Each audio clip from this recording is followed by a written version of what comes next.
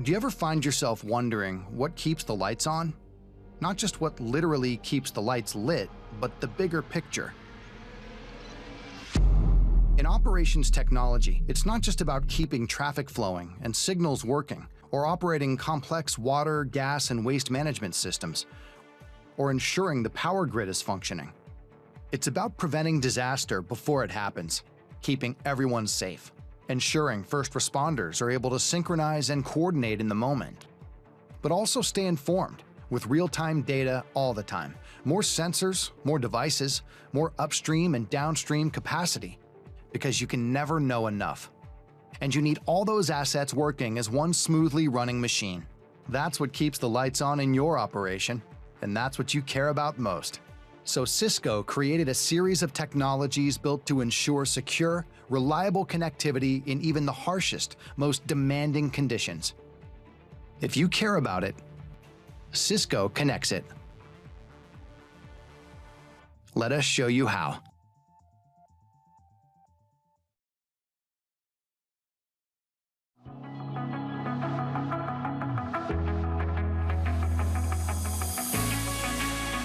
What makes Bottle Rock special is Napa Valley itself.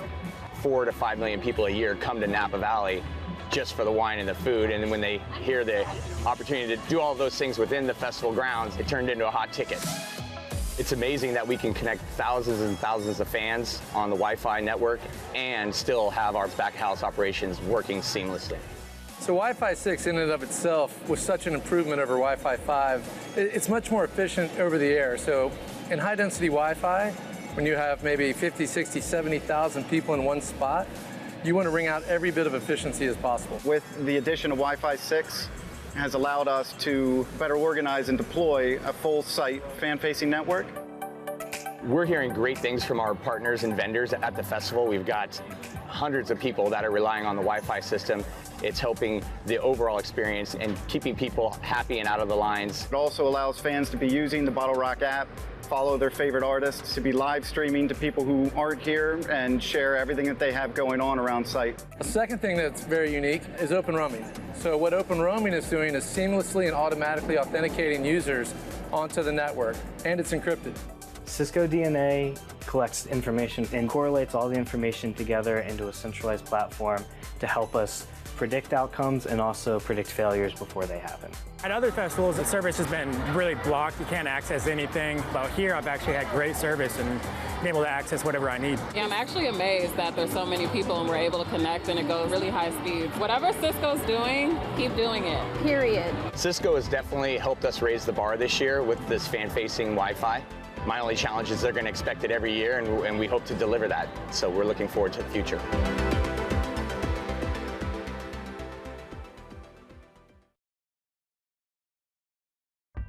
It used to be all your infrastructure was managed here. But things got more complex and distributed, and now IT operations need to be managed everywhere. But what if you could manage everywhere from somewhere? One scalable place that brings together your teams, technology, and operations, both on-prem and in the cloud. One automated place that provides full-stack visibility to help you optimize performance and stay ahead of problems. One secure place where everyone can work better, faster, and seamlessly together. That's the Cisco Intersight Cloud Operations Platform, the time-saving, cost-reducing, risk-managing solution for your whole IT environment, now and into the future of this ever-changing world of IT.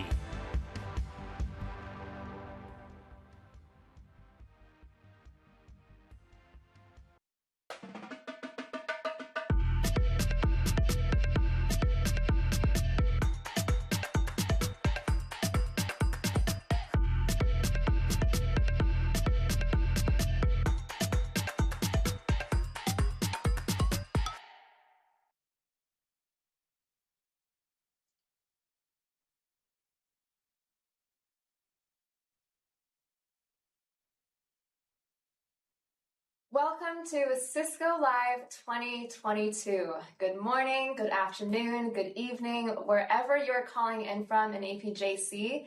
There has never been a more critical time for the Cisco Live community to explore how technology can help solve the world's problems. So what do you say, Rahul? Are you all in? 100%. And much like the way Ella plays her poker, we are all in. 100%. Just like ever-evolving technology, Cisco Live is excited to evolve our program yet again and bring you and connect you to the digital and in-person experiences. After 2 long years, we are so pleased and excited to be back face-to-face in Las Vegas. Well, not face-to-face exactly for us here in APJC, but that's okay, because if we can't go to Vegas for Cisco Live, we're going to do our best to bring that Vegas energy to you. My name is Ella Cheng Bradshaw, and this is my partner in crime and co-host Rahul, and we will be your hosts for the next few days on the APJC broadcast of Cisco Live 2022. I wasn't going to tell anyone that we weren't in Vegas. We have a plain background. My background is orange. I could have just lied and told everybody I was actually in Vegas, chilling in Mandalay Bay where everybody else is hanging out right now. Hey everyone, my name is Rahul Kolle. I'm a consulting engineer. I'm based out of Bangalore. I work with the Cisco customer experience team. A little bit about me. Like I said, I'm seated with a plain background behind me, so you can't tell, but I'm actually only 5 feet 5 inches tall, which is 165 centimeters. So it's not very tall. And there's a very good reason why I'm only 5 feet 5. It's because I'm acrophobic, which means I'm scared of heights. Yes, it's true, I'm scared of heights. So I grew to be 5 feet 5, and then I said, no more. It's a scary world up there. Kidding aside, I love doing this. I love speaking to all of you, doing public speaking, speaking to exciting new audiences, covering events like Cisco Live, and having fascinating and interesting co-hosts who roast me consistently, like Ella. Cheers to that indeed. Hi everyone, my name is Ella. I'm based in Singapore and I'm an associate sales representative under the CSAP program, or the Cisco Sales Associate Program, currently supporting the Singapore Small Business team. And I'm actually the complete opposite of Rahul in that I'm about 5'8" or 172 cm. And maybe that's also why I love heights, I love roller coasters and theme parks, which is great because here in Singapore, we have a pretty decent Universal Studios amusement park. And I just love anything thrilling and exciting, really, which is also why I took on this role for Cisco Live, because I want to share some of that excitement and some of that energy with you all. So thank you all again for tuning in wherever you're tuning in from in APJC, and for having me and Rahul as your host for this occasion. We're super excited to be a part of this with you and to share what we have in store for the next 3 days. If it counts, I like excitement and thrill too, but if it counts, my life itself is a roller coaster ride. I'd like to believe so. I'm kidding. I'll start off with a game. It's always good to begin with a game, right? Let's break some ice here. We've been hanging out for the last few days, but the folks at home, they don't know us quite well. And like I mentioned earlier, it's been 2 years, 2 long years, and we're finally back face to face. I mean, we aren't, but the folks in Vegas are. So it's been a lot of remote working. It's been a lot of virtual working, work from home, work from anywhere, taking vacations, but we're back to being hybrid now. It's hybrid. You are in office as well as virtually working. So let's play something around the theme of hybrid work. What say, Ella? Are you ready? I know you haven't signed up for this, but I'm going to make you play a game with me. I'm ready. Let's do it. Okay. She has unwittingly signed up for a game which she has no idea about. I'm going to trap her now. This game is called Never Have I Ever. So most of you played it across the world. It's a popular game. For those of you who live under a rock and haven't played this game before, Never Have I Ever works like this. I'll start off by saying a simple sentence or a statement about something I've never done before.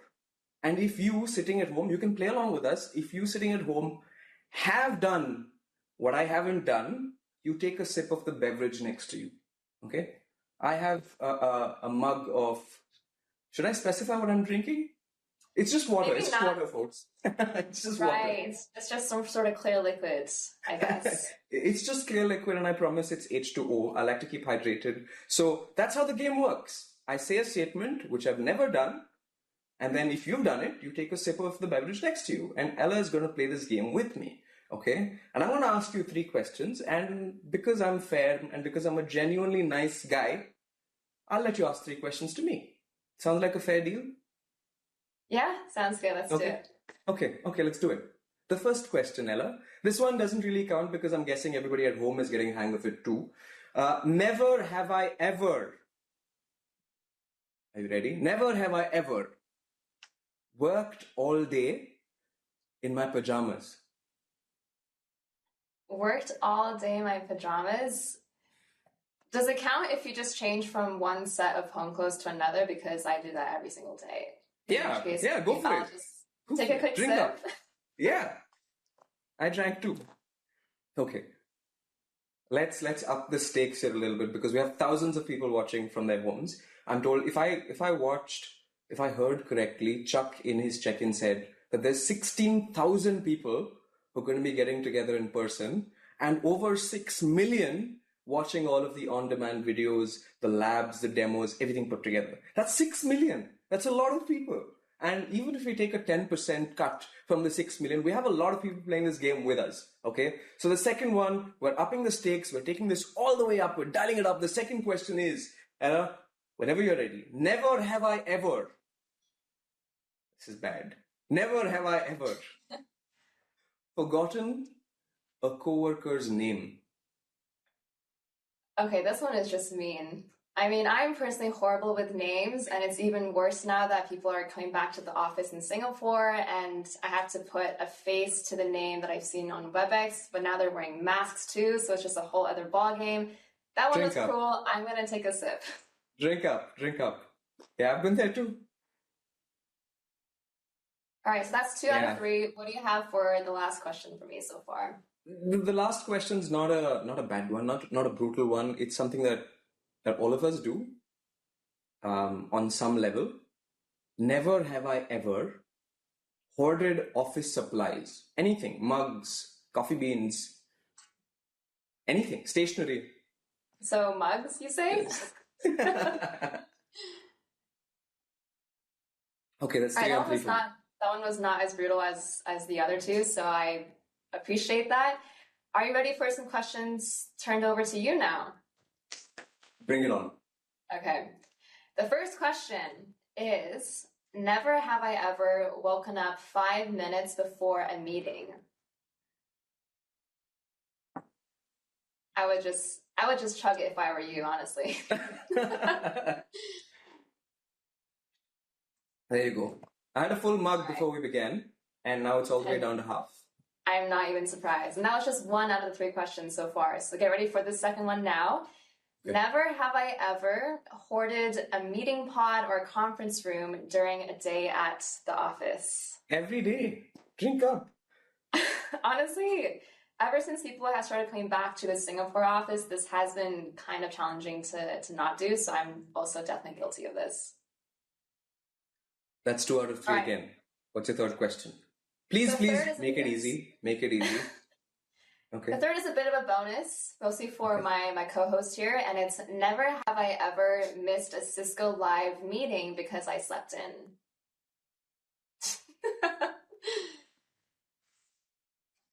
Honestly, now I would shut. It's okay, take your time. This is giving everybody a bad impression of my work ethic. It's not that bad, folks. It's just happened once. And now you're turning over a new leaf. Yes. Making some lifestyle changes. That was our Never Have I Ever segment. Did you have fun? I'm hydrated, that's for sure. Over to you. Back to you.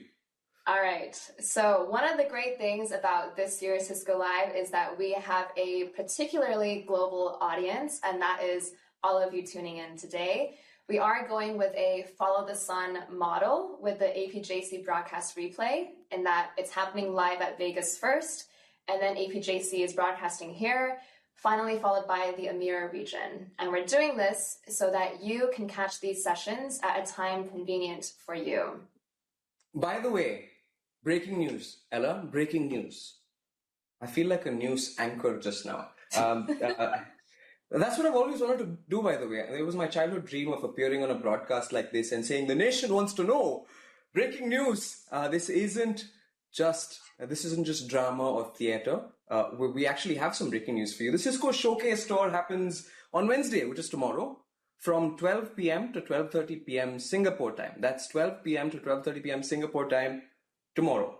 So what is the Cisco showcase? We're bringing it online, first of all. So if you're not in Vegas, you can catch this from the comfort of your homes. Join our hosts and teams in Vegas right from the comfort of your pajamas and from your homes. Take a look at Cisco's work from home, work from office, and work from anywhere environments. You'll get to see the IT Operations Center, where we'll be, pulling back the curtains on the Cisco solutions that enable those hybrid work experiences that we just spoke about. So you get a sneak peek behind the scenes about how things actually work.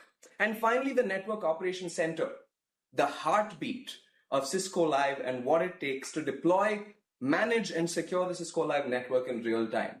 Thanks to which we're live today. And that's what's happening tomorrow. So join us for an all-access tour of the Cisco Showcase live from Las Vegas. Speaking of Vegas, we're now going to give you a glimpse of the action. So take a look at this time lapse showing all the hard work and setup that went into making the arena for the live show in Live Vegas a reality.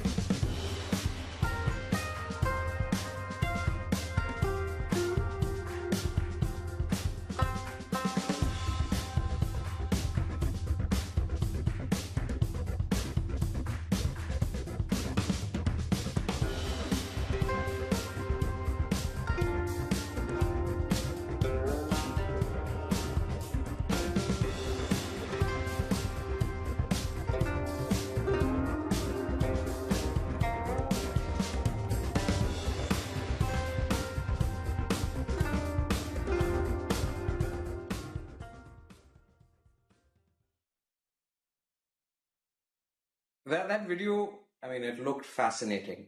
To see it go from 0 to 100 real quick, that time lapse, looked really interesting. And in fact, it intensifies my FOMO, the fear of missing out. I really wanted to be in Vegas this time, and so did Ella. We could have been doing this in person, but hopefully the next time. The next time's a charm, hopefully. I have another game for you now, Ella. It's a Tuesday morning. Morning for me, probably the afternoon for you. So it's still early in the week. So let's entertain ourselves a little bit. And it's the first day of Cisco Live, so let's begin in grandiose fashion. I have a game for you. It's called Who Wants to Be a Millionaire? I've watched it on TV for many, many years. There have been many adaptations of this show. I love Jeremy Clarkson, who hosts this game show on BBC, I think. But I can't wait to play this game with you. Are you excited? I am not only excited, I am all in. So let's do it. Let's do it. Here's the challenge though. For those of you who don't know, Ella has been in Cisco for a little over 8 months, and I've been in Cisco for a little over 3 years. So obviously, my Cisco trivia is a lot better than hers. And this Who Wants to Be a Millionaire, this Cisco trivia quiz, we're calling this the Cisco Epic Trivia Quiz, is going to be a lot of fun for me. Let's see if Ella enjoys this just as much as I do. There's only 2 changes though. There's only 2 twists. The first one is, it's different from Who Wants to Be a Millionaire in the sense that there are no options. I'll just ask you a question and you have to give me a plain and simple answer. And the second difference is that there's no money involved, which means... Even better. Even better. There's moral victory, and as you all know, moral victory is better than monetary victory, right? You know the saying? It isn't a saying, but it becomes one from today. I just want... Okay. Sure. Like Michael Scott would say, I begin saying a sentence and I don't even know where I'm going. That's what just happened. Like an conversation. I have 3 questions for you. I have 3 questions for you again. And these are all about Cisco trivia. So let's see how much of a Cisconian you really are. The first question, Ella Chang Bradshaw, I got your full name right. Ella Chang Bradshaw is, where is Cisco's global headquarters located? Okay, well, This I is want easy. to say, yeah, San Francisco, but it sounds like a bit too, or it seems like a bit too easy of an answer. So I'm going to say San Jose, elsewhere in California. Bingo. Well done. That was easy. It was an easy question to begin with. If you got that wrong, that would have been terrible. I wouldn't have continued playing this game. We would have scrapped this all together. But the second question, Ella, is what does Cisco trade on NASDAQ as? What are the alphabets? So in terms of the acronym that it trades as. Yeah. Well, I'm guessing it's any of the 4 of the 5 letters that make up the Cisco name. So I'm going to guess with 2, if that's even allowed, either CISC or CSCO. Those are my 2 answers. The second one's right. If this was actually Who Wants to Be a Millionaire, you wouldn't have won that question. But since you gave me 2 answers, I'm a nice guy. Like I said, I'm a nice guy. So yes, the second one's the correct answer. The third question, this one's slightly tricky because you joined, like I said, only a few months ago. Let's see if you can get this one right. Who preceded Chuck Robbins as the CEO and chairman of Cisco? Okay, I actually think I might have learned this during my first 6 months of training under the CSAP program.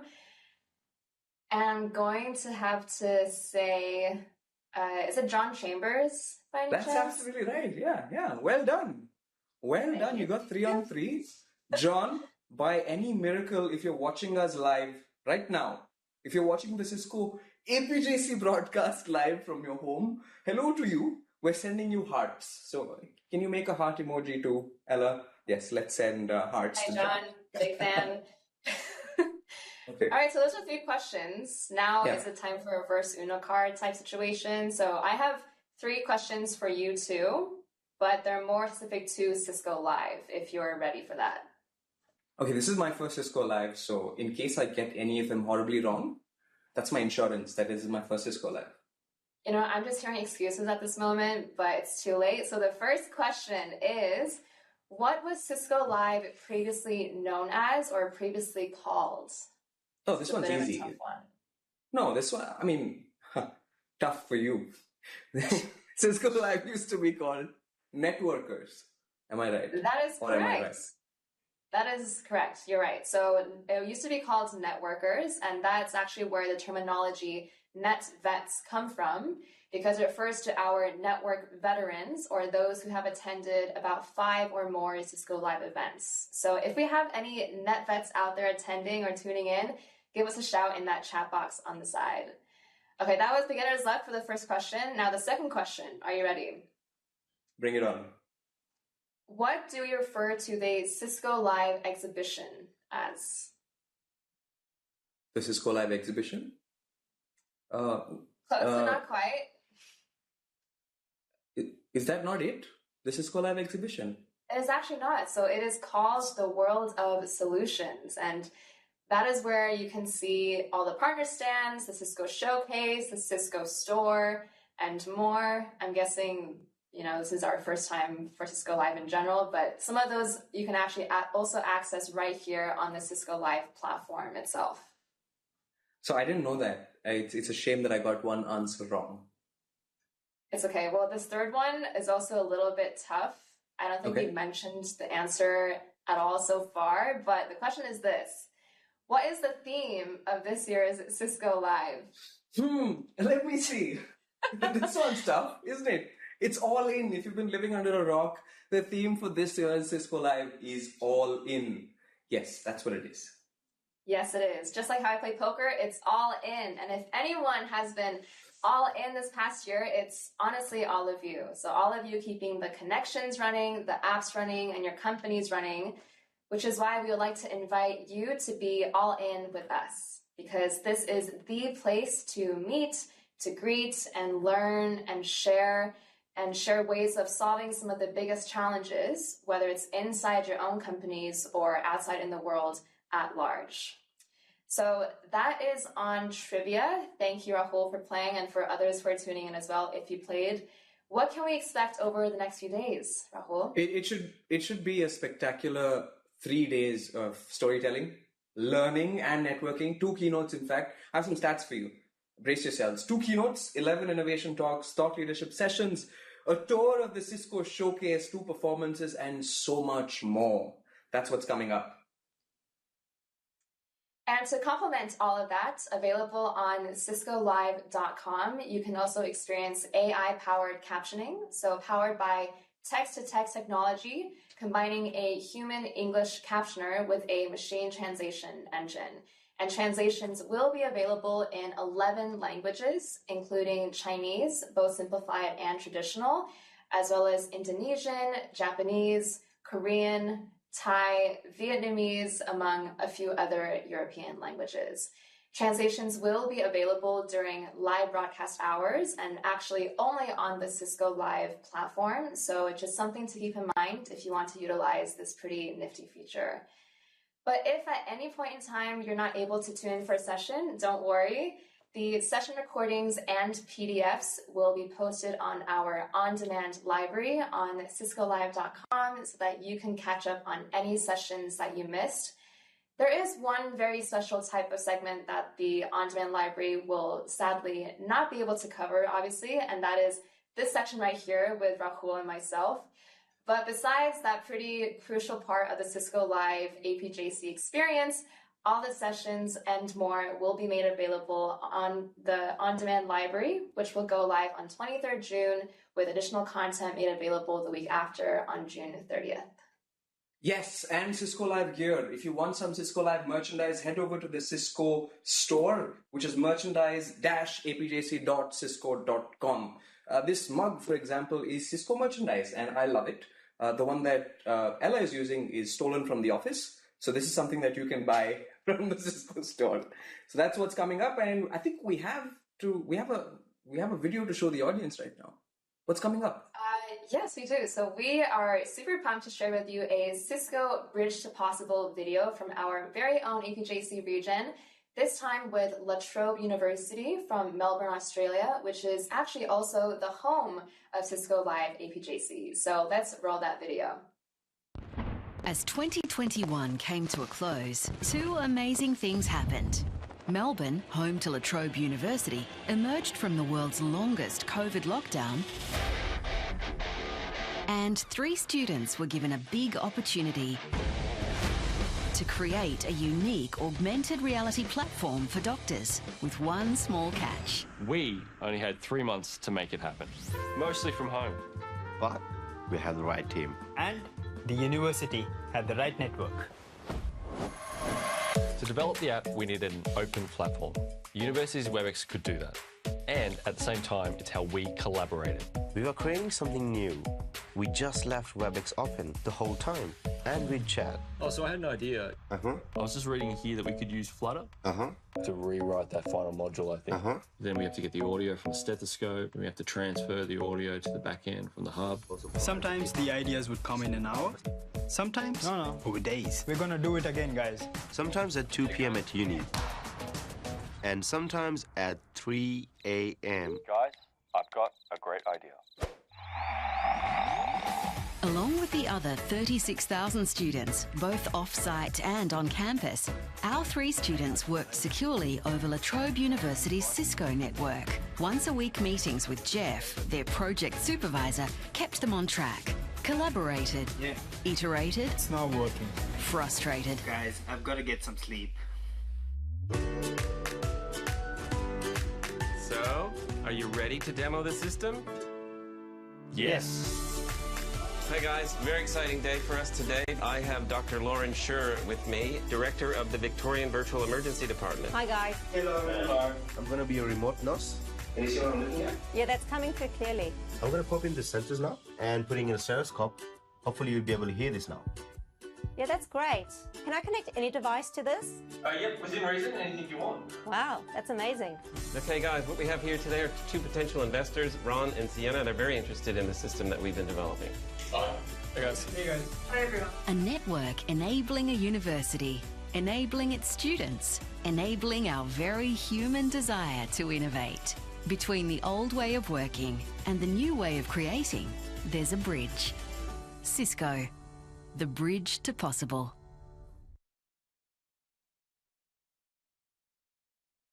That was a That was a fantastic video. If you loved watching that, if you loved what you saw, let us know in the chat window on the right side of your screen.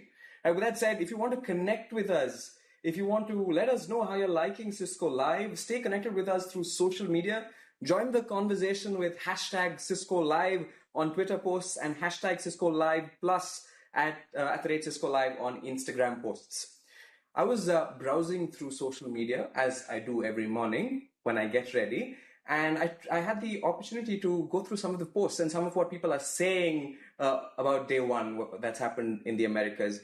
I caught a post from Daniel Hosking on Twitter, at the rate Dan Hosking, who tweets, discussing IPv6 with Vanessa and exchanging Tim Tams for Stroop waffles. I hear Stroop waffles are a big deal in Australia. So these are two folks who got together in Vegas and they exchanged their favorite delicacies. And good for them. Shout out to Daniel Hosking. And we also had Sulabh Agarwal, who's a colleague of mine, who's in Vegas as we speak, at the rate Sulabh Agar, who tweets that he met Chuck. He met Chuck at Vegas, and he took a selfie with him, posted it on Twitter, and said that it made his day. If you have more such behind-the-scenes moments that you want to share with all of us, like I said, share it on social media, tag Cisco Live and Cisco Live APJC, and hashtag Cisco Live. Is there anything you've been seeing on Instagram, Ella? I've been seeing the hashtag Cisco Live just from posts around APJC, and oh, look at that. One of the first posts on my feed is from this poster called Rockwool Kool-Aid. It's a little selfie of some sort with some content that's embedded into the picture, very nice and technical, and the caption is something along the lines of Cisco Live 2022, baby. So if you want to be like Rockwool, add some more emojis too, and just utilize that Cisco Live hashtag, whether it's on Instagram or even Twitter and LinkedIn as well.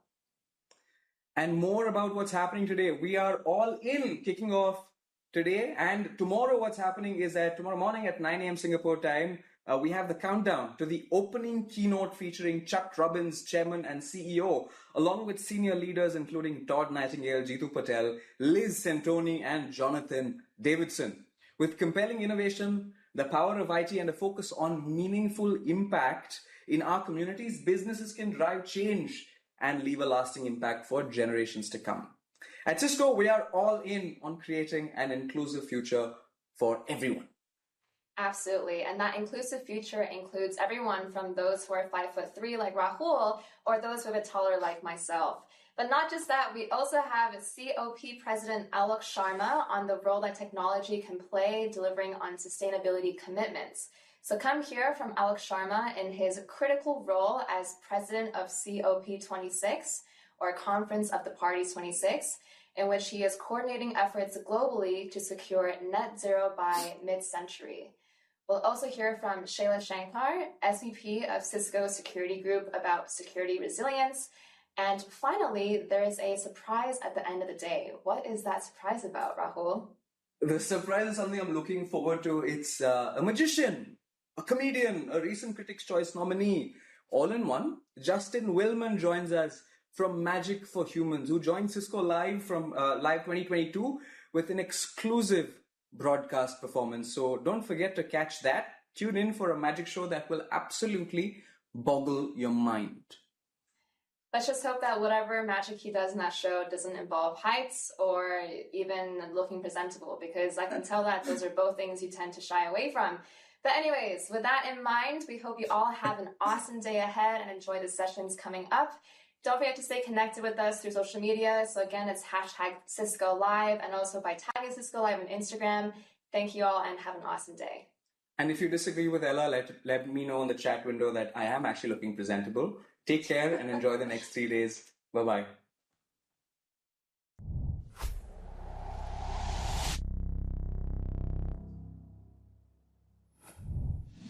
Sustainability is an area where we all need to work together to achieve the change the planet desperately needs. COP26 in 2021 embodied this sentiment as nearly 200 nations came together with the shared goal of achieving greater sustainability and reducing our environmental impact. Cisco partnered with COP26 to provide the technology that connected both on-site and virtual delegates with WebEx. This is an urgent global priority, and global collaboration is vital. Leading this effort is Alok Sharma, President of COP, the United Nations Climate Change Conference. His role as COP President saw him lead negotiations at COP26, which took place in Glasgow, Scotland in November of 2021. A Member of Parliament of the United Kingdom since 2010, he also chairs the UK's Government Climate Action Implementation Cabinet Committee to coordinate government action towards net zero by 2050. Leading the conversation today with Alok is Denise Lee, Vice President of Engineering's Sustainability Office with Cisco. Please welcome Alok Sharma and Denise Lee as they discuss this critical topic today. Well, thank you, Wendy and Denise. Could I just thank you all for inviting me to this absolutely fabulous event. You're bringing together your customers, your partners, your sellers. And I think it's a way of demonstrating, frankly, that we all have a part to play in terms of tackling climate change. And I want to put on record my huge thanks to Cisco. You are one of our COP26 partners. You played a really critical role in the delivery of an inclusive COP, making sure that people who weren't able to be there physically were also able to participate and listen into the discussions. And of course, it was in the backdrop of COVID as well. I think what would be great now is we have a short video which sets out some of the key issues that we talked about at COP26 and what we achieved.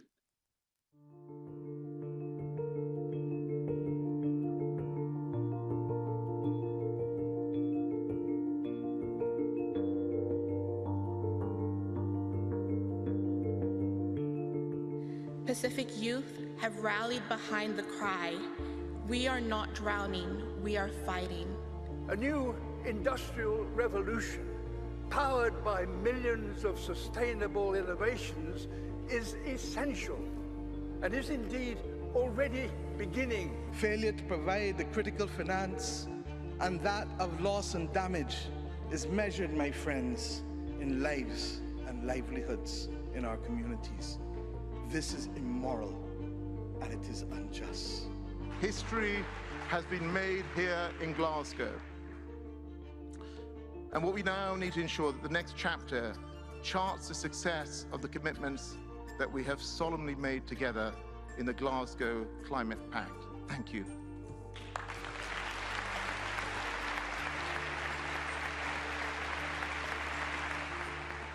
I'm here on the island of Barbuda, and I've just met the local council, the local community leaders, and they've told me what has happened since 2017 when Hurricane Irma hit. And you can see the devastation still around this island. I'm here at the seawall in Jakarta, and I've just spoken to flood experts and those in the local community. For countries around the world like Indonesia that are already vulnerable to the impacts of climate change, temperatures rising beyond 1.5 degrees will be absolutely devastating.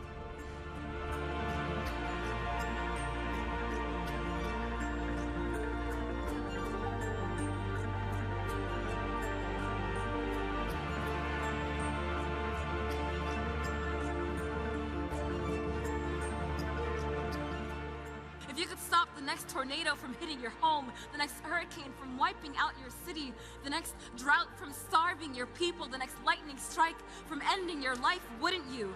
The locusts in the Horn of Africa, the floods in South Sudan, the ice in Chicago, the fires in California, Australia, the threat of rain that won't stop or rest that won't come. We are at the precipice of possible change, a turning point that can and will define us, fire or ice. How will the world end? I don't know, but I don't want to find out in our narration and not in the next.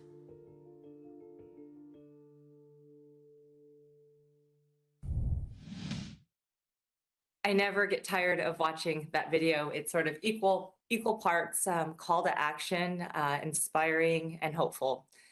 Alok, it is such an honor to have you here today. Thank you for taking the time to join us and to share your thoughts on global sustainability commitments with that common purpose of tackling our climate emergency.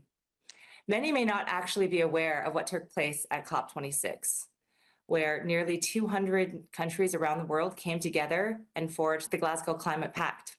The global agreement will accelerate action on climate inside of this decade, which finally completes the Paris Rulebook. Science repeatedly has told us that the impact of letting temperatures rise just 1.5 degrees Celsius will be devastating for our planet. Alok, I understand that you recently gave a 6-month update on the commitments made last November at COP26. What are your reflections about these commitments and the actions that have taken since then? We see in the video that you have not stopped making trips and meeting with nations and leaders around the world. Would love to really hear your take on some of these initiatives and some of the measurable impacts that have been made since November. Well, Denise, thank you for that. And look, I agree with you. I think what we got over the line at COP26 and the Glasgow Climate Pact was historic. And even under the backdrop of what was already starting to become quite a difficult geopolitical landscape, we managed to get almost 200 countries to agree to this pact. And the reason they did it is because they understood it's in their self-interest. And frankly, every country that I've spoken to, and I've spoken to very many around the world, will tell you that they are seeing the impact of a changing climate in a negative way in their own country as well, affecting lives and livelihoods. And that's why I think what we got over the line was historic. I mean, just to give you some highlights, you talked about us closing off the Paris Agreement rulebook after 6 years. What we also managed to do was to get over 90% of the global economy committed to net zero. When we set out on this journey, less than 30% of the global economy was covered by a net zero target. We managed to get every country to agree to come back by the end of this year and look again at their 2030 emission reduction targets and look to see whether they can align those with the Paris temperature goals. And of course, we made progress on finance, on adaptation, on issues around loss and damage. And we also had big commitments from the corporate sector as well. I think this is one of the first COPs ever where not only did we have the negotiations ongoing, but also a big focus on the private sector making commitments. So I think we can say with credibility that we managed to get to keep 1.5 alive, meaning that we've kept within reach the prospect of limiting the global temperature to 1.5 degrees compared to pre-industrial levels. But as I said at the time in Glasgow, and I've repeated subsequently, is that at the moment the Glasgow Climate Pact are just words on a page. What it really requires is for countries to step up and for them to deliver on those commitments. And you will recall that back in Glasgow, we had 120 world leaders who turned up, and they all made really impassioned speeches about why we needed to tackle climate change. And so what I am now saying to countries around the world, to ministers, to world leaders, is when you get to COP27 in Egypt, in Sharm el-Sheikh, the world is going to be watching, and they're going to be able to see whether or not you are keeping to your commitments. So where are we? Where's the scorecard right now? Well, what I'd say to you is that we have made some progress. Some countries have come forward with revised 2030 emission reduction targets. We've got other commitments that are coming through, but frankly, not enough has happened. And the pace has to quicken a lot more over the remaining months to Sharm el-Sheikh. And that's the big message that, of course, that I've been putting out there. Now, in terms of other movements that we're seeing, obviously we have the illegal and frankly brutal invasion of Ukraine by Putin's regime. And what that has also made very many countries realize is the vulnerability of relying on fossil fuels, particularly when you're reliant on a hostile actor. And therefore, you've seen a big push from very many countries, including here in the United Kingdom, to accelerate renewables, to accelerate the transition to clean energy. And what countries have understood is that tackling climate change, dealing with the environment, and security when it comes to climate security is entirely synonymous now with energy security and national security. So I think where we're just past the halfway point between COP26 and COP27, yes, some progress has been made, but a lot more needs to happen if we're going to keep credibility in the system. I couldn't agree more. And Cisco was one of those 2,000 companies last November that made our commitment to net zero by 2040. And when I think about 2040, for many people that feels so far away. 18 years can feel like some people's an entire childhood and child lifetime. And how do we get there? So I often think about this role that technology plays, and sort of three legs to the stool, if you will. On if technology alone can't help, policies alone can't help, but these three legs. So I think of policy being one of them, and the Glasgow Climate Pact is such an important part of that, because we have a common standard and a way of speaking around scopes 1, 2, and 3. There's checks and balances built into the taxonomy of how we can do regulations and compliance. But then we think about, the second leg of that stool, which is people and communities, and just the role that people play in changing their behavior, right? Whether that's accelerating the use of renewables, or changing, implementing and actually enforcing those policies.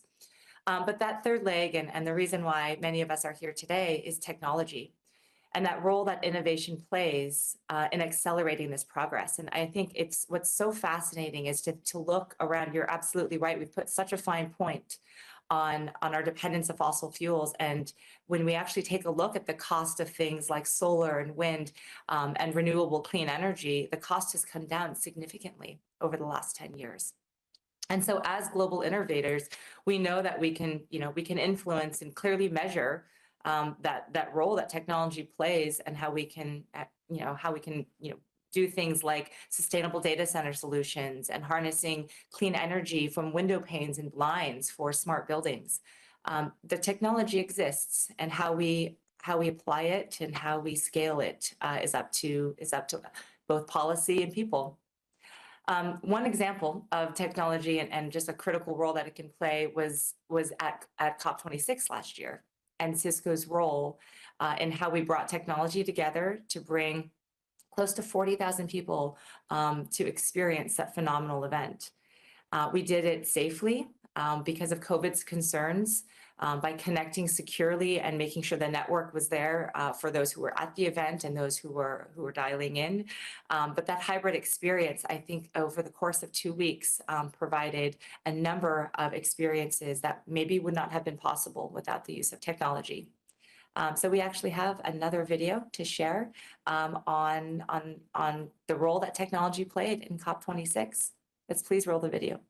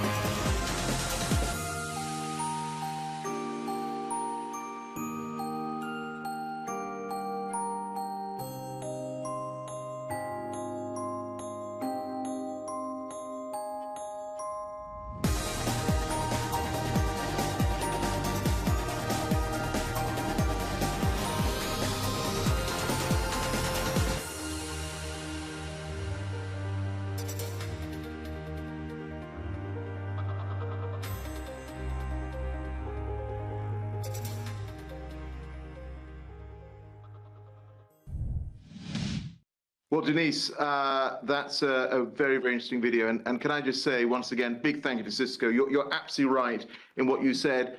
This was effectively a hybrid event. We had almost 40,000 people coming in person, but of course we needed to make sure that they weren't able to be in the venue, in the rooms. They were able to participate nonetheless, and of course others from outside who weren't able to attend in Glasgow. And Cisco obviously played a big key role in making sure that was possible in a safe way. And you're so right that at the end of the day, the business community, the private sector, technology are going to be key drivers of net zero. I mean, you talked about the fact that Cisco signed up to net zero by 2040, which is great. We, in the lead up to COP26, we're working with companies around the world to get them to sign up to the UN's Race to Zero campaign, which commits companies to reach net zero by 2050 at the latest. And by the time we got to COP26, we had around 5,000 international companies signed up. And of course, that's continued. We've now got around 7,000, over 7,000 companies that have signed up to this. So it is very much a growing trend. And technology, as you say, is absolutely vital to this move to net zero. So whether that is within the power sector or whether that's within the transport sector, technology is going to be key. You will know that in recent weeks we've had another report from the Intergovernmental Panel on Climate Change, and that set out the fact that emissions growth is slowing. But it also makes the point that actually we have many of the technologies in place now as we try and cut emissions by at least by around a half by 2030, if we're going to keep this sort of 1.5 target alive. I mean, you talked about solar, wind. I mean, if you look at solar, the price of solar globally has fallen by over 80% over the last 10 years. Wind, both on and offshore wind, down by 60 to 70%. You've seen battery technology as well coming down in price significantly. All of this is driving that change to a cleaner world. And if I just sort of reference the UK for a moment, I mean, around 40% of our electricity was being generated from coal power back in 2012, so not so long ago. We're now down to a very few percentage points of our electricity coming from coal. And the reason is because we have built one of the biggest offshore wind sectors in the world. And our plan is to increase by 5 times the size of our offshore wind sector by the time we get to 2030. And it's not just within those technology areas. You're also seeing, drought-resistant crops being developed around the world to adapt to the changing climate that we have. And of course, buildings are responsible for a lot of emissions around the world. So having smart buildings, having retrofitting to stop emissions is also going to be absolutely vital. I know that Cisco itself is doing some good work in terms of smart workplaces, using automation to maximize building efficiency. All of this is going to be critical in the drive to net zero. And my view on this, and I would say that I'm someone who looks at life with a glass half full approach, which is that we will get to net zero. The global economy will get to net zero, and technology, whether it's the ones I've talked about, or hydrogen, or carbon capture and storage, will help to deliver it. But what we need to do collectively is to pick up that pace. And that's my message to governments and businesses. Pick up the pace in the move to clean technologies. I couldn't agree with you more. In fact, I think the stat with buildings is something like 27% on an annual basis is attributed to what goes into buildings and plugging things in.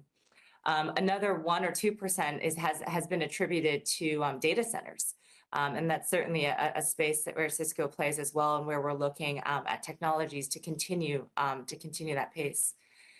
It's really exciting to be sort of at this crossroads between technology and sustainability, and really being able to apply technology in all of these spaces to help us on that journey and for actual plans to get to net zero. Today we're here at Cisco Live. This is Cisco's largest global customer event. It's the first time we're having it in person since COVID, so about 3 years, where you have hundreds of companies and thousands and thousands and thousands of technology leaders and business leaders around the world. And to reiterate that the role that corporations have to play, not only to pledge their commitments and their goals to driving these climate change initiatives, but to really tune in and to get educated on how we can measure the impact, how we can keep each other accountable, and where we go from here to produce overall emissions year after year. As we look at this global audience and we think about, preparing for COP27 later this year, the world has changed dramatically for so many of the macro reasons that you cited. What would be some of the asks you have of this particular community? What should we be doing to ensure that progress and making those plans to get to both the 2030 as well as the longer term commitments and goals? So Denise, you're right. The global geopolitics has changed markedly. I talked about the fact that we've now got this illegal war in Ukraine launched by Putin. You're seeing the effects of that in terms of a energy crisis around the world, food insecurity rising. You're seeing inflation spiking, debt increasing, particularly actually in many of the countries that are facing climate change at the sort of sharp end of climate change. All of this is happening. And of course, completely understandably, climate has gone off the front pages because world leaders are having to deal with all of these other more immediate issues. But the reality is that climate change is a chronic threat, and it's going to be with us for decades to come. And, as I said, we see the impacts of that around the world. I mean, just last year, if you think, we saw flooding in China. You saw flooding in Central Europe. You saw devastating wildfires in North America, in Australia, and just this year, you people will have seen the heat waves, the terrible heat waves that have been experienced by around 1 billion people in India and Pakistan. We've seen flooding, very sadly, with loss of life in KwaZulu-Natal in the Republic of South Africa. So this is very real. This is happening, and we have to deal with it. As I said, businesses are going to be at the forefront of having to deal with this issue as well. And I have to say to you, during last year, in the lead up to COP26, I visited almost 40 countries. And I also took the time not just to meet businesses, but I also took the time to, not just to meet governments, but I also took the time to meet businesses and civil society. And there are countries around the world where the business community is ahead of governments in the move towards net zero. And so my first ask of all the business leaders who are listening is that please tell the governments where you're represented that this is a move that you want to see. You want them to be bold, just as you are being. And the second thing I would say is that I talked about the fact we've now got over 7,000 businesses signed up to the Race to Zero campaign. You'll have seen at COP26, we also had $130 trillion of financial assets committing to net zero by 2050. That's great, but what we need is for corporates to set out not just the fact that we'll get to net zero by 2050 or 2040, but those near-term goals as well. What are they going to achieve in 2025, in 2030, 2035? And then, some detailed transition plans. Yeah, every corporate that's making these commitments is going to have to develop a transition plan, and a credible one at that. And I think that's what we need to see. And then, of course, all businesses, but particularly large businesses, are able to work with their suppliers, support those suppliers as well on the journey to net zero. And I think that's a vital part of the work that big corporates need to be doing. And keep making the case that, the move to net zero, absolutely, it's about an environmental dividend. It's cleaner air for our kids and our grandkids, but it's also about an economic dividend as well. It's about jobs, very many millions of new jobs being created if we follow through on the sunrise technologies of the future. And then, of course, Cisco, as you said, is already playing a key part. So, everyone part of the Cisco family, please keep doing what you're doing. And the final thing I would just say is that, this is an all of society effort. What I'm really encouraged by is that I think we have got past that inflection point where governments, businesses, and civil society are saying the same thing on the need to move to net zero. What we need is to turbocharge this move, all of us, and that is how we're going to halve emissions by 2030 and keep 1.5 alive. That's so great. The term turbocharge sort of defines it perfectly. There's an example, there's a theme that we often use here where we say technology for good is also good for business. And so much of what you said sort of helps to reiterate that we are at this inflection point where we can look to companies to not only turbocharge for the good of the planet, but for the health of their businesses as well. The new job creation, the new markets, the new business models that can come because of the plan, the action, and the accountability that we all have to one another, to work together on this effort. I really want to thank you for the opportunity to hear from you on this critical mission that affects all of us. Your perspective and feedback is incredibly valuable, given all of your travels and just how well-rounded the feedback and real it is when you start pulling together both your travels and your experience and what you're seeing in very recent months. I also want to personally thank you for your service. Your overall dedication and commitment is so clear to holding all of these United Nations countries, accountable for their commitments and goals. Like you said, it's not just about making that pledge, getting to very more specific, tangible, and near-term actions. So thank you. It's inspiring and just very, very deserving of a lot of recognition. I was just going to say, Denise, thank you very much for having me on, and thank you for all the work that Cisco and that wider Cisco family is doing in this drive. It's going to be absolutely vital, and we look forward to you being part of that journey as we get to Egypt in Sharm el-Sheikh this November. Terrific. Well, we look forward to continuing this journey with you. And for all of those tuning into Cisco Live, I encourage you to attend the very many sessions on sustainability offered throughout this week. Take care.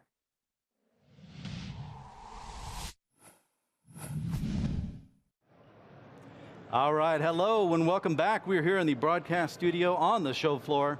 2022, Lauren, we're still in motion. Things are running. There's really no stopping the train at this point, right?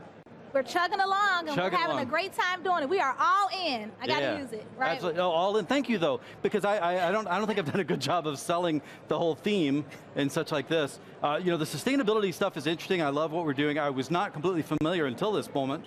In some of the pre-study I did, but COP26, everything that's going on there, this race to zero, it truly is going to require all of us. And as always, I'm glad to see Cisco is involved with making these kind of things happen, but it can't be Cisco by itself, can't be by himself or Denise or Wendy Mars. It's all of us. We got to do our part, and there's lots of different ways to plug in, and part of that is how you're contributing here and what you're doing with us. But I'm curious if you could tease a little bit. Before we go, we got a security innovation talk coming up in just a moment, but beyond the innovation talk, I'm curious, I know there's not a ton of stuff that we need to tease, but what would you highlight maybe as something to look out for coming up? We have a magician. We're going to hear from a magician, I know. You guys, this is Justin Willman?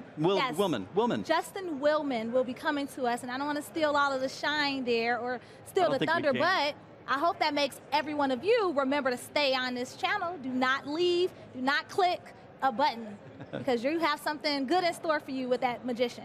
There are all kinds of surprises coming up, from music to, of course, magicians, or magician. Could be more, I don't know. There's all kinds of stuff going on here, but either way, we've, of course, got hashtag Cisco Live is how you want to keep in touch. It's also a great way, if you haven't already picked up on this, that's how you monitor the conversations that are going on. There's entire teams of people that are making sure that we're also providing answers when you do these things. We are all in, and so test us on that. Make sure that you agree that that's the experience that you're having as well. So looking forward to security coming up in just a moment. We're going to talk about that. We've got musical guests. The other thing that I wanted to cover with you is really about, I don't think I got a chance in 30 seconds. Tell me what it is. We met a few people in this, it's kind of a young person's, not young, but women, and again, women in tech and how we need to drive this more. You participate in a couple of different organizations that you help promote, and I can't remember the name, and now I'm... one of them at Cisco, I think you're talking about Elevate Her. So that's an amazing program here at Cisco where you can be part of, and it's a mentorship program. It's amazing. Right. And that's where we were chatting about... Oh, with Doreen. With Doreen, yes. But now, when you're in your participation, because I think there are people that look at you and go, she is a smart, accomplished woman going quickly in her career, because even in the time I've met you, you've been promoted, you've got more responsibility and things like this, but this is also a way to learn from people like yourself and find people to connect with and make sure that your career is everything you want it to be and that you're building it through good people. Yes. Fair? Yes, yes. What was the name of it again? Elevate Her. Elevate Her. Elevate Her. I like that. I like that quite a bit. Guys, we have a whole lot of stuff coming up. Again, hashtag Cisco Live is how you can continue to communicate with us. We're about to go to the innovation talk here in just a moment. I'm waiting for a time update to make sure that they're good to go, because this is all live. So in just about 30 seconds, we are going to go out there to the innovation talk. This one, again, is about security, and I believe, yeah, security and resilience. This gets interesting because the game continues to change. Not only do we have, it's not just when it comes to hybrid work and work from anywhere, it's how do we do that in a secure manner? And how do we do that without actually inhibiting or keeping anybody from being able to do what they need to do? These are the kind of questions that get answered, because security, of course, is that balancing act of how do we do it in a secure manner, but actually keep everybody so security kind of stays behind the scenes, I think. Yes. I think you were a security-focused engineer, were you not? Or at one point, yes. One point. So I like that. In the global virtual team, it was amazing. So a year and a half, I was all security, all day, every day. Security for me was always about something, it's like you wanted to know what was there, but really not ever have it reveal itself. It's like, I want you to, I don't know the old saying when you're a kid, your parents said, they want you to be seen, not heard. I don't know if that works exactly, but it's something along those lines. Kind of like magic. Yeah, but I think it works best when we realize things from a network level, from the visibility to the control. So can we see it? And if we can, and we need to be able to see it, then we need to be able to stop it. How do we do that so that work remains? Let's go out to the security innovation talk now.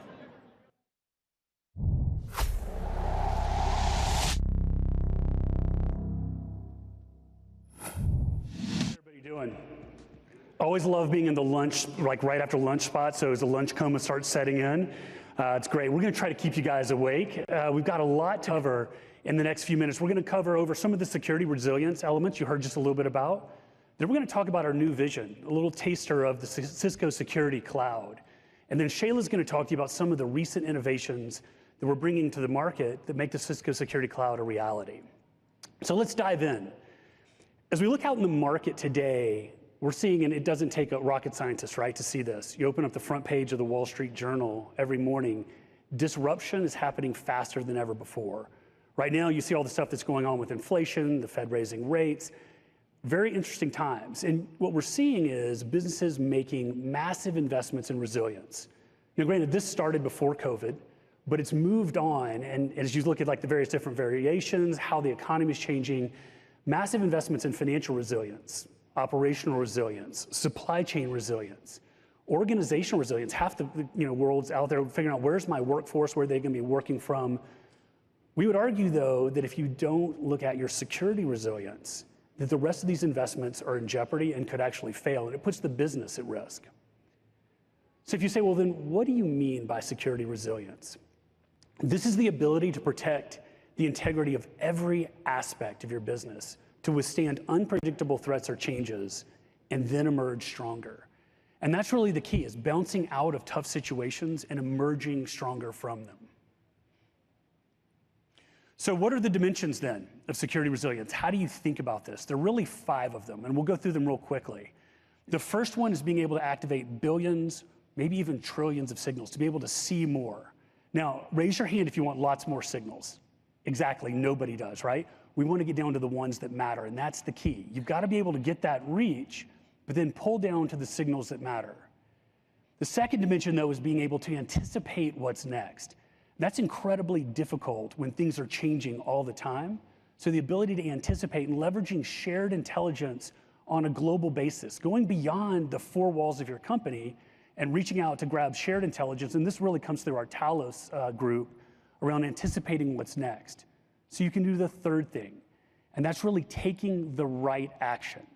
Gone are the days of old of having to use security as a checklist or just punching through bunches and bunches of things, really using contextual-based, kind of risk-based analysis to figure out what you should focus on and where you should spend your time. We all know security resources are incredibly expensive. We want them to focus on what's most important to the organization at that point in time based on what's happening. The fourth is really closing gaps. And this really comes in from taking a platform approach. If you look at the average enterprise, 50, 75, maybe 100 different systems in there in the cybersecurity stack. Everybody's trying to stitch them together, make them work together. Often the bad actors look for the gaps between those. We believe a platform approach is the right way to do this. Bring one large platform that customers can take advantage of the different capabilities as they see fit, but it's also got to work with the other existing parts you already have in your system. And then finally, the fifth, get stronger every day. The ability to bounce back, orchestrate responses, automate them, and get back to business quickly. So these are the 5 dimensions of security resilience. And while they're very important in and of their individual selves, the real power comes when the 5 of them work together. So what we want to do is actually listen to what some of our customers have to say. So let's pop that up. Security resilience for me is defined based on a company's mitigation strategies, defense in depth strategies, and preparedness to ensure that your business can continue to thrive in adverse conditions. So whether that's a hack, a threat, or some type of compromise, your business can still continue business operations. Security resilience for my organization and the way I've implemented the operating model to ensure we can continue resiliency is really based on more of a cyber defense model. And we're focused on our business imperatives, ensuring that our business can continue to operate. Cisco helps me to meet my security objectives by aligning and introducing me and facilitating conversations with other thought leaders in the security space, as well as other CISOs, and also making sure that they understand the strategy, what I'm trying to accomplish, and how their services and or products can fit into helping me meet those objectives. I think the security community needs more security leaders that have that business mindset. Because as a security leader, my strategy needs to be aligned to the business strategy if we're going to be successful in our mission, which is securing our business operations. Business operations protections, as that relate to cyber resilience, means how do I enable my businesses to operate through a disaster? That implies not having to recover from a disaster, but to operate through even in a degraded state. We're taking a hard look at how do we enable our critical business functions to operate through what could be a debilitating cyber attack. Whether that means throttling, segmenting, rerouting, or in the adverse cases, essentially completely restricting communications to or from different parts of our global enterprise network to allow our operations to continue. All that right now is within scope of how we're thinking about enabling our critical business applications to continue to operate through what could be a potentially debilitating cyber attack. All right. So as you see, security resilience, top of mind. So how do you go about delivering something like this? Cisco, we've obviously been on a journey for many years towards bringing best-in-class platform capabilities around security to the market. But as the market moves, as the threat landscape changes and continues to evolve, our strategy has to continue to evolve. So I'm going to give you kind of a sneak peek right now into our new Cisco Cloud, Cisco Security Cloud vision. And we're really building it out around 3 trends we're seeing out there. The first, businesses competing as ecosystems.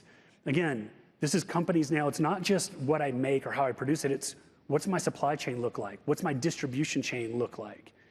And in the mass connectivity caused by this competing as ecosystems, it really means that everyone's an insider. Now I've got all kinds of people, suppliers, customers tying into and connecting into my network. And it's not just people, it's also things. What about all the devices, whether it's IoT devices or OT devices? And then finally, hybrid work is here to stay. People working from wherever in mass, it's a big thing. So how do you go after and look at something like this? This is where our Cisco Security Cloud comes in. And this is a global, cloud-delivered, integrated platform that secures and connects organizations of all shapes and sizes. So it's pretty exciting. And when you look and say, well, what are you really doing? We look out at the market and we see a hybrid multi-cloud future. We have over 300,000 security customers, and we're constantly hearing from them. They want public cloud economics, but they don't want to be locked into a single infrastructure as a service provider. So you could look at the world and say, hey, look, there are basically 4 computers out there: Microsoft, Amazon, Google, or the private data center. And you see some of those infrastructure as a service vendors putting network and security capabilities into their stack. But they work great if you're just in their stack, not necessarily as well on a broader basis.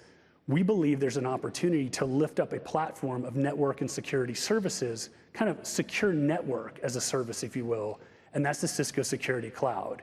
And it brings those public cloud economics without having the public cloud lock-in and having being locked into one particular vendor. And there's a lot of power in that. And that's what we're seeing our customers asking for and starting to really push toward. So if we look and say, underneath this, what's it do? It does a lot. One core thing it has to provide is secure connectivity. Whether someone's working from the branch office, their home office, a coffee shop, admit it, we've all done this, we've all worked, you put the little car on there, we've all worked from our car during the pandemic, dropping kids off for something or going to an appointment or whatever. This is what the world looks like. And again, it could be all the people, but also all of the devices as well, providing that secure connectivity across the board. But what happens if you have a branch office, let's say in Asia, and you're trying with, your major points of presence are in the US, you can't provide poor performance. Everybody demands. In our personal lives, we demand great performance. In our work lives, we demand it as well. We want to have a frictionless experience. So we're using a capability to basically push these microservices out to wherever you need them so that there is an incredible frictionless experience for any of your end users across the board. Another core premise underneath this is global scale.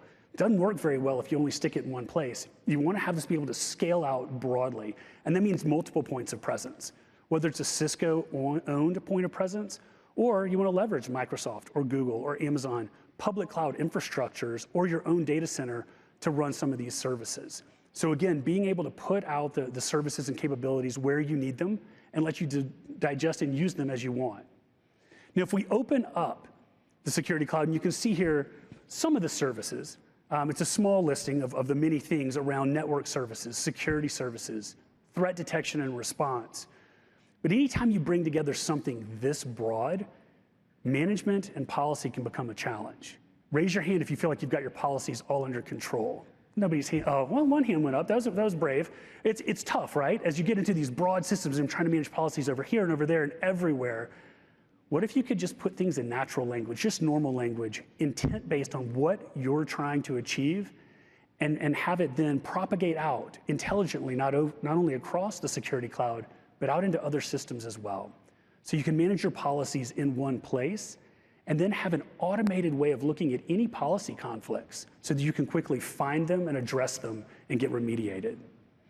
Now, unified policy and unified management, really important. Another critical aspect on top of this is an open API. It's not going to be good if you go out and say, hey, we want to work across multiple infrastructure as a service vendors and platform as a service vendors up into the software as a service vendors, and you don't have an open API, that isn't going to work. So having this where you really can connect northbound and southbound, and then over time, also provide extensibility to third-party ISVs that can come in and actually create services and capabilities and create a marketplace on the Security Cloud. So we have a lot of aspirations for where this is going to go and how these APIs will be leveraged going forward. So how's this different? You hear from a lot of people out there. Everybody's talking cloud, cloud, cloud. There's 6 key things that really make this different and this approach different. And again, there's a lot more to talk about around Security Cloud. And you'll see that throughout your time here. But 6 real things. First is scale. Working with our over 300,000 customers gives us an opportunity to see all the way from the Fortune 100 down to really small mom and pop shops. And so that scale lets us look out and find out what's working, what isn't across the globe. The breadth of the solution stack also matters, the ability to cover a wide range of security capabilities. We're not saying that we're going to cover every single security need in the market. That'd be completely unrealistic. But we want to nail the vast majority of them out there. The third is efficacy. In security, you've got to be on your game all the time. That's a core focus for us. And then the ability to deliver across a multi-cloud environment. So really setting out and saying, hey, we're not going to lock you into one particular cloud. The ability to work in this hybrid multi-cloud world and bring our best-in-class networking, almost 40 years of best-in-class networking to bear, and our distribution model as well. So when you add these 6, we believe this is a highly differentiated model that's going to make a very big difference out there in the world. And we're really excited for you to see it. Right now, what I want to do is invite Shayla up. Shayla's actually going to walk you through some of the recent innovations and exciting things we've done to make the security cloud, at least the inception of it, a reality. And we're going to look at some demos as well. So Shayla, why don't you come on up?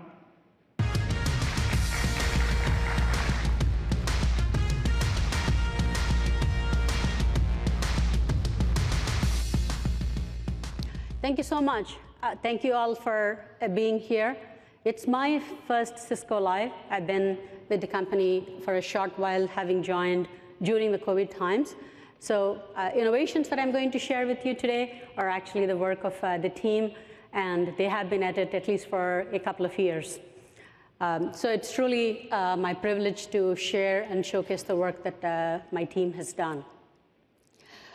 The vision for security resiliency and the promise of delivering on security resiliency as a partner to our customers is truly an ambitious one, as you can imagine.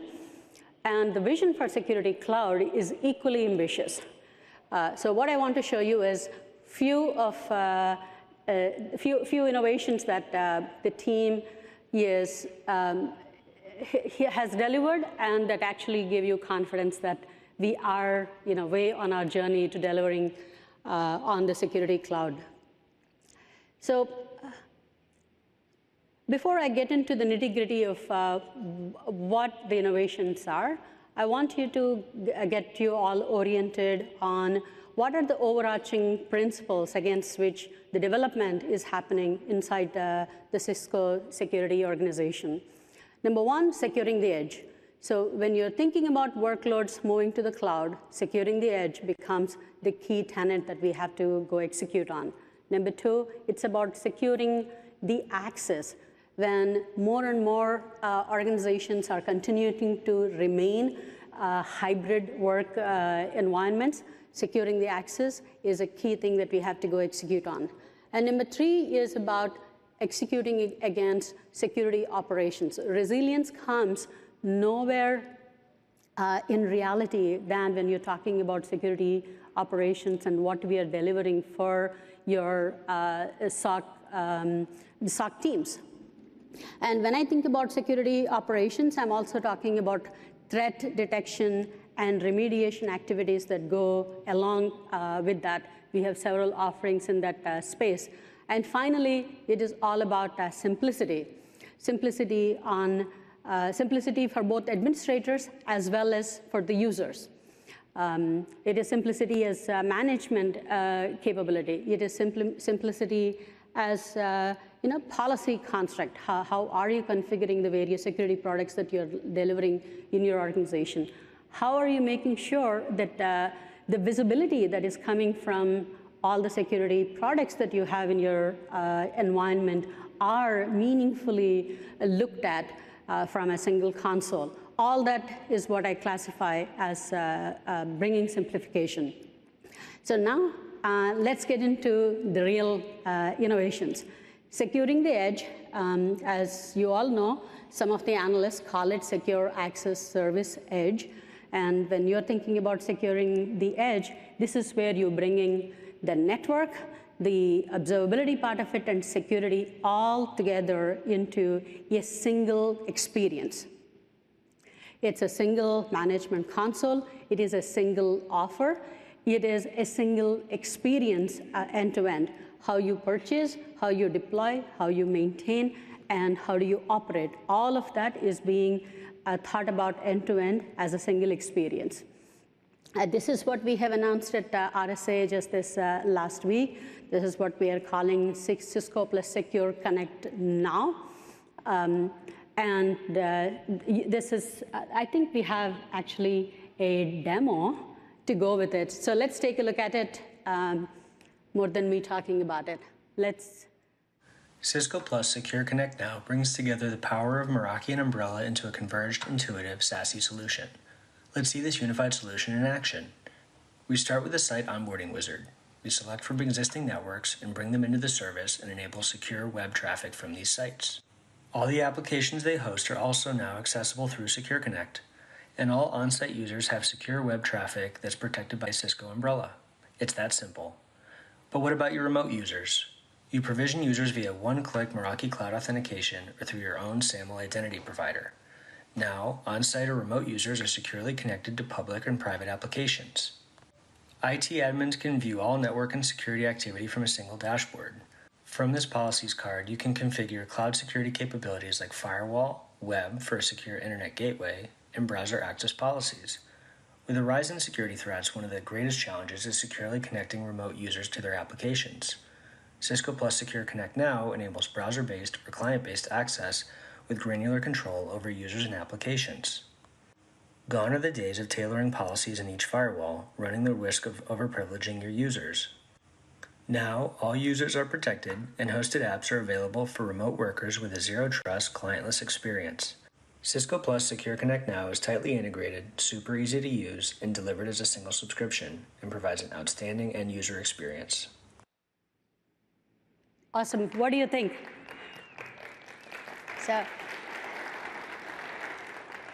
So I had the pleasure of talking to a couple of customers at RSA this last week, and one of them actually deployed it in their environment. They were talking about how easy it was for them to test it, do a proof of concept, and to deploy it. And one of them said that it took them less than 2 minutes to actually onboard 1,200 end nodes. So super exciting. So the next one I want to showcase is in the access domain, what we call continuous trusted access. So when you're thinking about access, it has two states. One is what happens before you log in, and the other is what happens after you log in. So your trust and verify goes through both those phases. So we have our own nomenclature for it. What happens before login is what we call risk-based authentication. And what happens after login or post-login is what we call session trust analysis. So when you're looking at before login, obviously we want to look at device insights. We also have a patent pending technology called Wi-Fi fingerprinting. So instead of relying on GPS and looking for location variables, we want to make sure that the privacy is protected. So we look at the behavior on that front. So that is what we do before, and appropriately we grant access. But what happens after you grant access? You know, someone may have a cookie that they're set up in their environment for 6 months. We don't want to give unfettered access to that device or that user for the next 6 months. We want to make sure it is continuously verified and continuously trusted to get access to the resources that they need to get access to, or we block them at the right time. On the session trust analysis, we have actually partnered with Box as one of our design partners. And we also have proof of concepts and work that we've done with our own WebEx teams as well. But for today, I will actually invite Neville to come back up and talk through this Box experience. Perfect. Let's go ahead and roll that next demo. So we wanted to give you a little bit of a sneak peek into Lee. So Lee is a user at Acme Corp. And what we're going to do, we're going to see Lee log in, get access as Lee should. But then Lee's going to go and actually make some changes. She's going to go in and turn the firewall off on her device. Here's a sneak peek. Don't be like Lee. Bad idea. So we're going to actually limit what Lee is able to do as a result of the action she's taking. So it just gives you a little bit of a sneak peek into what's going on. So Lee comes in. She authenticates through Duo. And you can see has access to the files that she's supposed to have access to, which is great. If we look at the administrative pane, we can see right here, authentication granted via the single sign-on for Lee at acme.com. So all things are looking good. We can look at the device health monitor on her actual endpoint. And you can see OS is up to date, passwords are set, all the various different elements, as well as the firewall is turned on. And that's a required element of the policy. Here's where Lee goes off the rails. Lee goes in, turns off the firewall. And I was thinking that's a good idea. You can go in and now see in the admin interface, as a result of what happened, the firewall was disabled, so the session was revoked. So now Lee was, and it was revoked both, I should say, in WebEx and in Box. Lee comes back into Box, and look what happens. Tries to open up the file again, gets bounced out. So basically, we took that session capability away. Now, Lee could be sitting there getting frustrated. What did I do? What's going on? You'll notice right here, we actually come up and tell her what's going on. You turned off your firewall. Look at Duo Health Monitor. It's going to tell you what you need to do to get your endpoint back in shape. So get that endpoint posture ready and fixed so you can proceed forward. This is just a quick kind of little sample of the power of this. You can imagine the different policies you could apply in a situation like this, but it gives you those capabilities. So just wanted you to have a sneak peek. Okay. Hand back to you. Thank you. Thank you, Neville. So in talking about securing the operations here, I want to talk about another example. More than in any other examples, here is where the power of network and the footprint and the scale and the breadth that Neville spoke about earlier, it all comes to bear. When we look at with the install base that we already have on the networking side, whether it's routers or switches, we get all the signals back into our endpoint, and our network detection and response is what we is feeding into what we call the secure cloud analytics. And that integration into SecureX is what bringing simplicity to SOC analysts.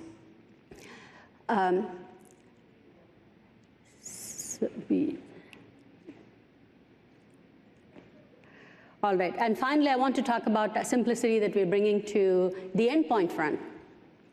So if you are an IT admin, or if you're a user, you know that you're dealing with many, many endpoints that are sitting on your desktop. Even in our world, we have an endpoint for AnyConnect, we have an endpoint for Umbrella, we have an endpoint on the endpoint protection and detection side, and Duo itself has another endpoint as well. So I won't go through all that you see on the chart here. And what we are really doing is we are simplifying that experience, and we're unifying that into a single client. And the beauty of this client is because the experience is being brought together, we're also able to bring the context and the data into a unified experience. And so you will get better efficacy overall, not just the power and performance improvements that you would expect to come from a simplification exercise such as this. This is another thing that we announced at RSA this last week. And by end of our fiscal year, I'm expecting 50% of the endpoints that I have on the end device are going to be merged into a single endpoint. As you can imagine, a lot of these experiences are unique to each of the products, and bringing them together would mean a lot of unseen work that has to be done. But the beauty of it is team really focused on how do we improve the performance, how do we simplify the life of an IT admin, how do we simplify it, how do we improve performance for the end user who is actually using the device. There you go. So in summary, I want to recap and say there are 4 tenets on which we are focused on the execution front, and the teams are innovating on. 1, securing the edge. The example of it you saw with the Secure Connect now. And securing access. That is where the continuous trusted access capability, both pre-login and post-login. The innovation that is happening is really in the space of machine learning. We will continue to invest in that. And then talking about security operations, SecureX, our extended detection and response is something that we have bet on a couple of years ago. We continue to bring new capability to that space. It's just not about the endpoint intelligence, not just the intelligence coming from the firewall side, or the intelligence coming from our cloud assets, from the Umbrella and the like. By bringing together our network detection and response into our XDR, we are really able to bring visibility into your multi-IT, multi-cloud environment. Not only that, a year ago we have done an acquisition of Kenna. They do risk-based vulnerability management, and we have done integration of that capability into our XDR.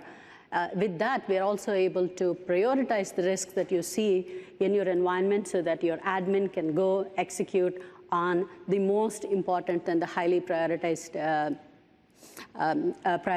risk that they have to act on right away. And to wrap it all up, we are bringing simplicity. Simplicity for admins, and simplicity for users, and simplicity to differentiate on the efficacy front. The simplicity that you deliver on the policy, simplicity that you deliver on observability and visibility, simplicity that you bring in terms of that connected experience delivers improved performance and improved efficacy to your organization. So that is what we have announced this last week, and I'm so proud to share all that with you all. And for learning more, so we have keynotes tomorrow and day after on the main stage. Jitu Patel will cover those, and Sassy Your Way in Innovation Talk is happening on Wednesday. And finally, for learning more about security resiliency, please visit our website. Yep, thanks a lot. Thank you all.